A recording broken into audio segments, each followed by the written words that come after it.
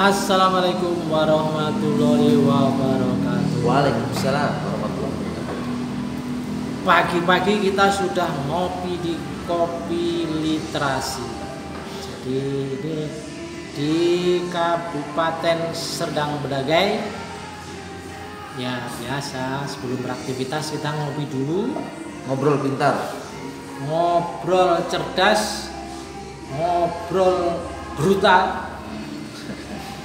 Jadi kita ngobrolnya brutal, brutu dan tal. Kita lagi nyari tagline yang pas ini. Kalau kawan-kawan bisa ngasih masukan, channel Peci Miring itu apa kira-kira tagline-nya?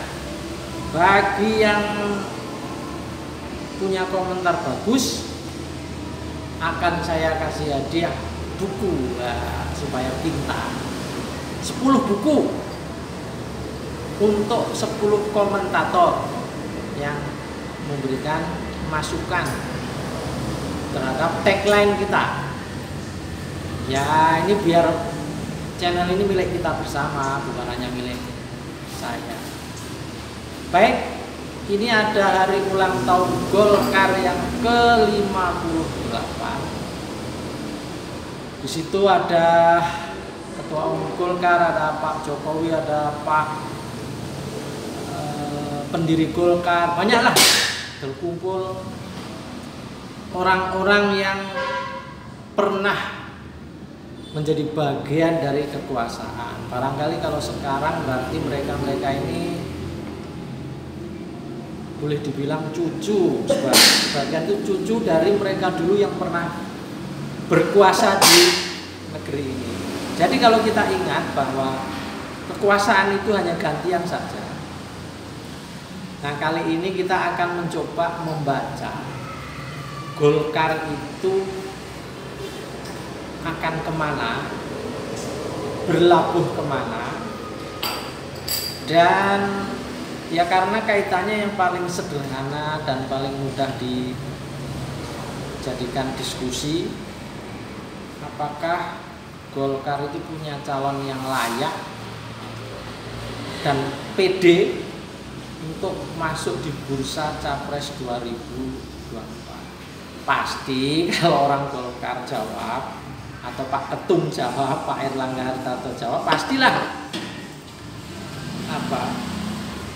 yakin ketumnya bisa jadi masuk bursa Capres. Tapi saya kira semua orang juga harus mau bercermin ya, jangan nanti cerminnya yang dibelah gitu. Jadi sekarang katakanlah kan ada beberapa kandidat ya, tapi sebelum itu saya kira Kang Tommy mau memberi komentar dulu terhadap ultah Partai Golkar yang sudah ke-58. Silakan. Oh, terkait HUT hari ulang tahun Golkar yang dipimpin penyelenggaraannya oleh Bang Maman Abdurrahman sebagai Ketua Golkar Provinsi Kalimantan Barat. Kemudian Ketua pelaksananya ada Mas Dito Aryo Tejo, mantan Ketua Umum AMPI, dan juga Ketua Steering Komitenya ada Kang Aceh Hasan TBAC, anggota DPR. Bang Maman juga anggota DPR. Acaranya bagus Pak, serentak se-Indonesia dan mendapatkan rekor muri. Tapi di closing ceremony saya lihat ada muka-muka artis papan atas Indonesia Pak. Ada Raffi Ahmad, ada Nagita Slavina yang kemudian menjadi MC untuk membuat acara semakin meriah. Namun ketidakhadiran beberapa ketua umum partai politik dalam acara ulang tahun Golkar itu menjadi makna yang agaknya cukup tersirat. Bu Mega tidak hadir, Pak Julhas nggak hadir ya Pak? Enggak. Julhas tidak hadir kan gitu. Persoalannya ada apa kan gitu? Apakah Bu Mega sedang tidak sehat atau Pak Julhas sedang ada kegiatan yang Tidak bisa ditinggal. tidak bisa ditinggal? Ya saya kira sebagai pembantu presiden Bang Zulkifli Hasan harusnya hadir mendampingi Pak Jokowi, karena presiden saja bisa, masa menterinya tidak bisa. Ya kan gitu. Ya, jadi oke. Kita gini lah. Jadi kalau spesial channel kita ini memang lebih ke soal-soal yang membaca simbol-simbol, membaca pertanda zaman. Jadi kita ini diberi mata, telinga, dan yang penting hati, bahkan pikiran, itu memang untuk berpikir, untuk bisa cerdas membaca setiap simbol terhadap kejadian yang ada.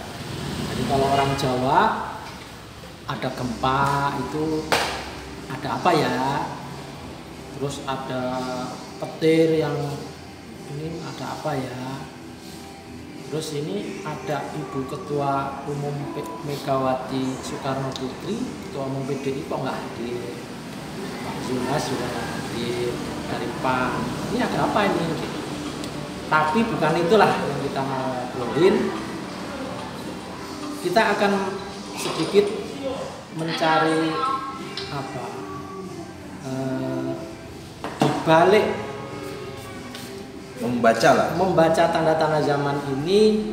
Ada salah satu hal yang paling menarik, yaitu pidato Pak Presiden Pak Jokowi tentang pilot. Nah, milih pilot seperti apa? Kebetulan sekian tahun yang lalu saya pernah menulis buku tentang pilot. Jadi kalau soal pilot, alhamdulillah saya agak paham dikit lah. Salah satunya, syarat menjadi pilot ternyata berat juga. Memang gajinya besar, ininya besar. Jadi saya pernah menulis buku The Miracle of Flight, yaitu pesawat yang pernah jatuh di Bengawan Solo, tepatnya di kota Klaten. Jadi ada ternyata yang meninggal hanya satu, yaitu apa namanya, bidadari itu apa namanya, para pramugari bidadari. Jadi pramugari meninggal, tapi seluruh penumpang selamat, termasuk pilotnya Pak Rozak yang juga selamat. Jadi Garuda yang jatuh di situ. Salah satu seperti yang disampaikan Pak Jokowi, ya saya sudah bisa mulai membaca lah kira-kira arahnya kemana itu. Jadi intinya, janganlah memilih capres yang menjanjikan banyak hal, tetapi dalam kenyataannya mungkin tidak seperti apa yang dijanjikan.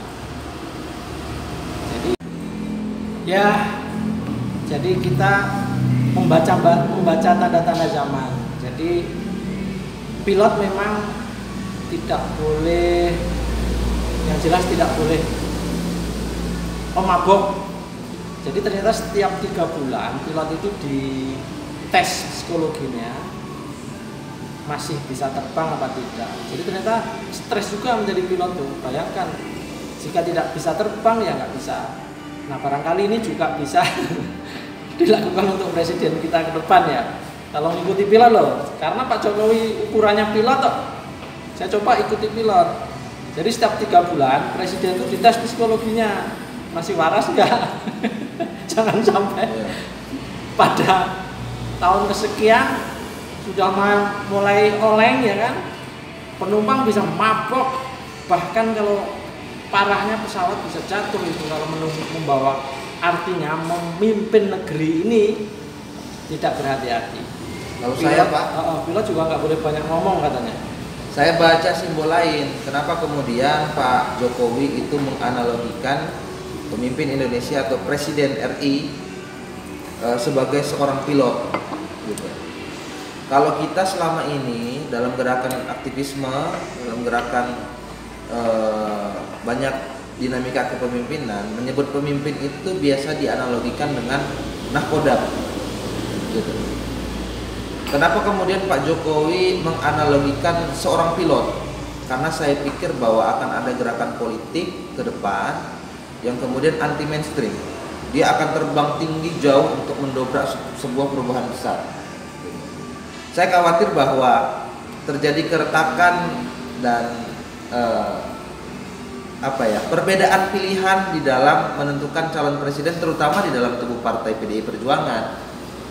Kita tahu bahwa saat ini Bu Mega seperti memaksakan anak tercinta Ibu Puan Maharani untuk kemudian menjadi calon presiden dan akan menjadi presiden RI di masa yang akan mendatang. Cuman kalau saya tangkap ada opsi lain yang sepertinya ingin diajukan oleh Pak Jokowi sebagai orang nomor 1 di Indonesia sekaligus sebagai kader PDI Perjuangan.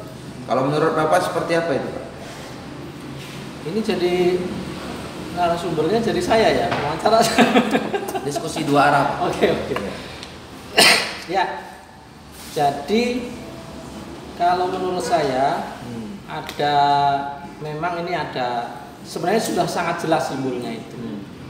Sekali lagi, kalau kita punya mata batin, mata hati yang jernih, ya setidaknya sering dekat dengan Tuhan gitu ya, pasti ini sudah paham apa yang dimaksud oleh Pak Jokowi ini. Memang sekarang kan arus kekuasaan itu masih ada di kelompok merah atau kelompok PDI Perjuangan. Tapi harap dicatat bahwa kekuasaan itu sulit dan tidak mungkin terus-menerus berlangsung. Pasti gantian. Nggak tahu ya, kalau saya membaca tanda-tanda ini, sepertinya kalau dulu pernah kuning, kemudian biru, kemudian merah, ini kelihatannya akan kembali ke kuning dan kembali kuning ditambah beberapa warna lain yang pelangi gitu. Mungkin hitam dan coklat. Ada lambang partai hitam dan coklat kan? Terus hijau. Terus ya gitu-gitulah. Termasuk saya kira di situ ada KIB, itu juga sudah simbol, beberapa warna masuk di situ. Dan saya kira Indonesia memang harus tetap berwarna lah, jangan merah semua lah, nggak enak dipandang. Apalagi sekarang merahnya ini sudah ada bercak-bercak hitam, maksudnya sudah ada taruhlah koruptor yang sampai sekarang belum ditangkap. Nggak tahu belum ditangkap atau sengaja tidak dicari, kan kita nggak tahu. Saya bukan yang nyari gitu loh.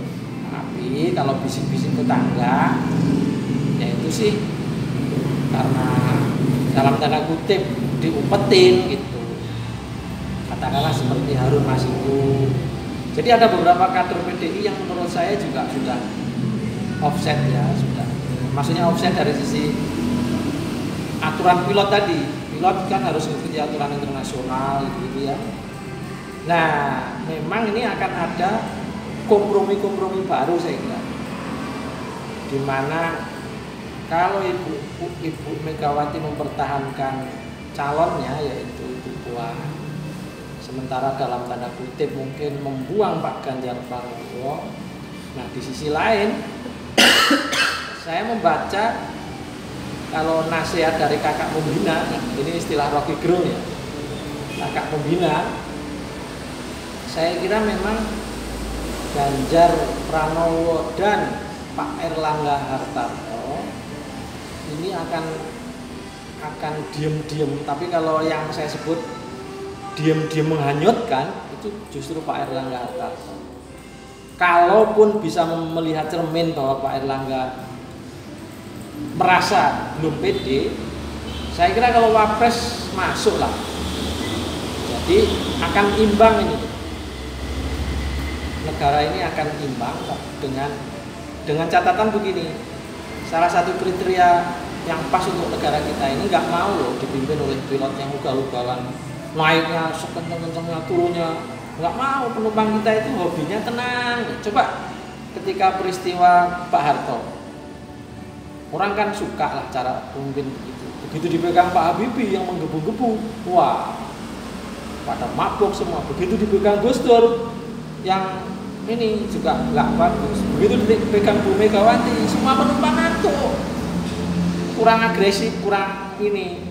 Pak Jokowi ini sebenarnya Pak SBY oke lah, sebagian masuklah kriteria kalem, tenang. Cuman kadang-kadang terlalu banyak mengeluh, jadi masyarakat itu nggak mau penumpang pilot kok banyak mengeluh, kan kita sebagai penumpang takut juga lah. Misalnya ada geledek, langsung bilang, aduh bagaimana ya ini itu.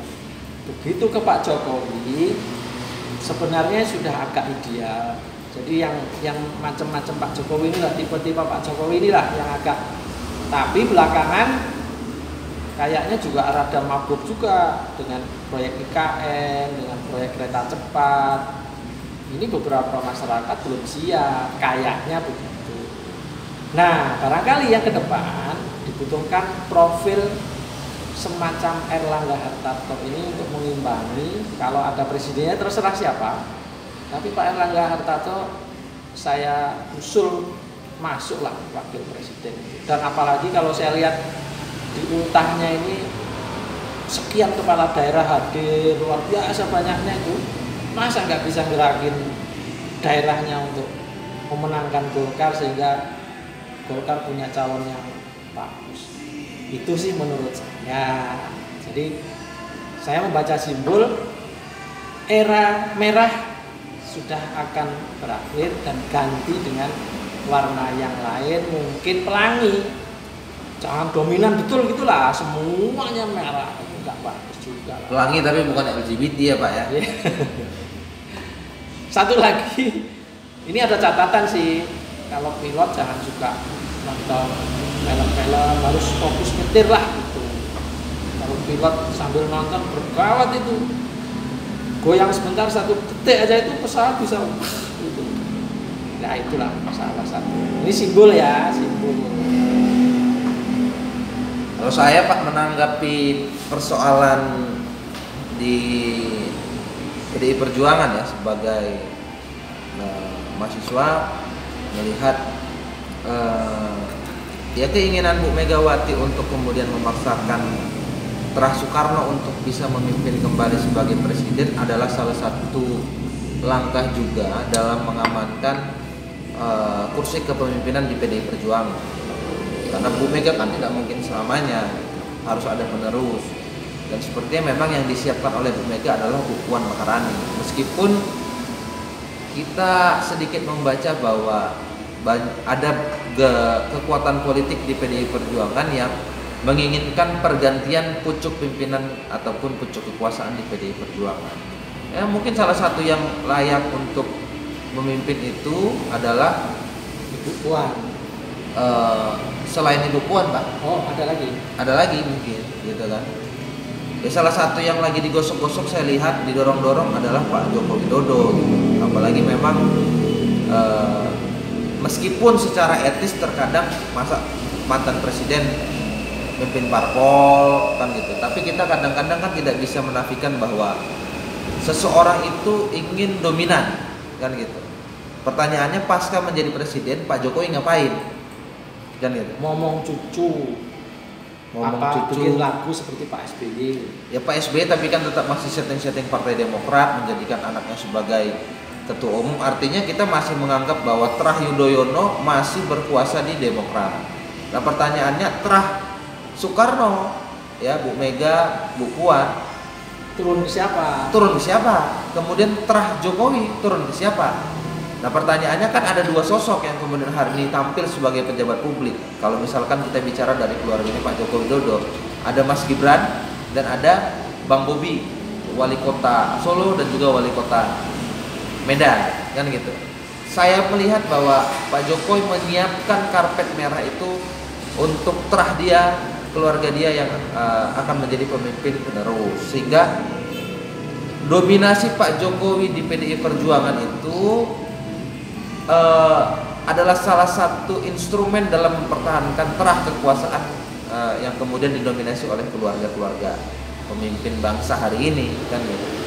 Nah, menyikapi persoalan KIB yang kemudian Koalisi Indonesia Bersatu itu komposisi ketua umumnya adalah bagian dari kabinet, bagian dari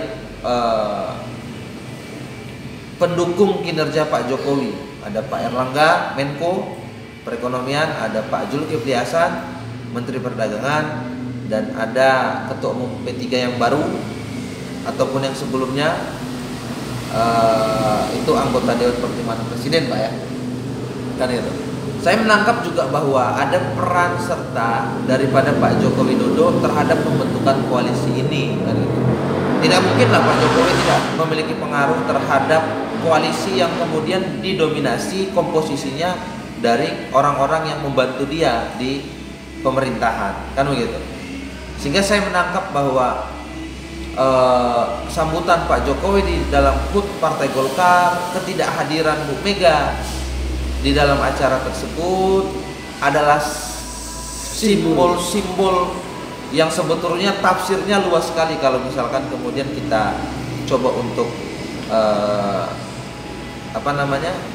membaca itu kan gitu.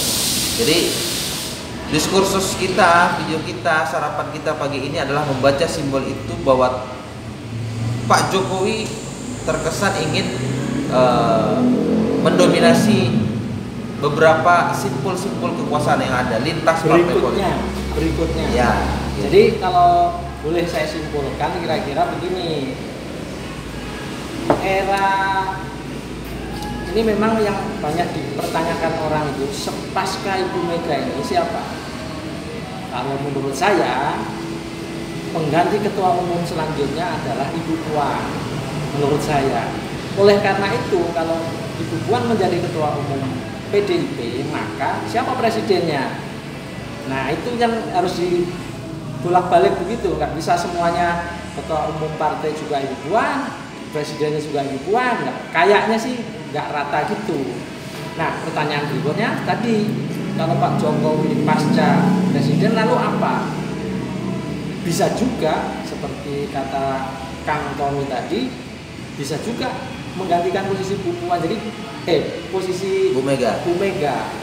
Sehingga sebenarnya sama aja itu sebagai pengendali banyak hal. Jadi kalau andekan bisa saja terjadi ketua partainya PDIP Pak Jokowi, presidennya Bu Puan. Tapi sebaliknya, kalau Bu Puan jadi presiden, Pak Jokowi harus ditempatkan di tempat yang pas, jangan sampai dijadiin Menteri Pertahanan kayak zaman antara Pak Jokowi dengan Pak Prabowo, nanti nggak indah. Saya kira sarapan pagi ini saya tegaskan inilah cara kita mencoba membaca simbol tanda-tanda zaman, simbol tanda-tanda apa yang terjadi di masyarakat. Kita sebagai orang ya kalau dibilang intelektual tidak sama sekali, kami hanya orang-orang biasa yang kebetulan sedikitlah ngerti, sedikit paham tapi sedikit. Tetapi dari yang sedikit itu moga-moga ada manfaatnya. Salah satu yang kita tekankan, Pak Erlangga, halo, jadi dong wapres, masa sih nggak jadi? Ada Pak Abu Rizal. Bisa jadi presiden juga, Pak. Oh bisa? Iya, bisa jadi. Ya kalau memang di Loh Mahfud sudah tercatat presidennya itu Pak Erlangga, ya tergantung Pak Ganjar Pranowo mau busek nggak itu nama yang di Loh Mahfud sana.